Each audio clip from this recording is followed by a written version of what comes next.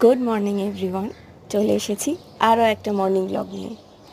সকালবেলা জানলা খুলে এই শান্ত পরিবেশটা একটু উপভোগ করছিলাম। কি সুন্দর লাগে, তাই না? সব কিছু কি শান্ত। এরপর রেডি হয়ে চলে গেলাম পড়াতে। না, যাওয়ার আগে এর সাথে দেখা। একে খেতে না দিয়ে যায় কি করে, তাই খেতে দিলাম।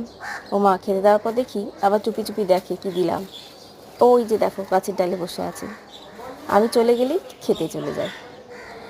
তারপর চলে গেলাম একটু পড়াতে।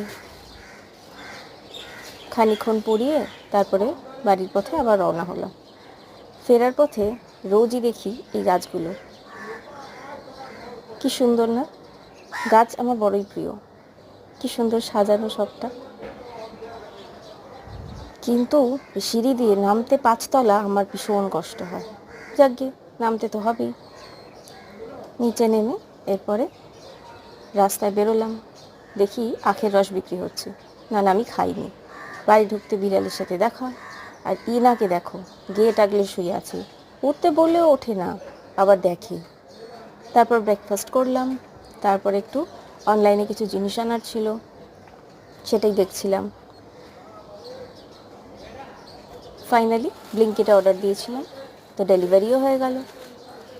ডেলিভারি নিয়ে তারপর দেখলাম যে কী কী এসেছে, সব ঠিকঠাক আছে কি না।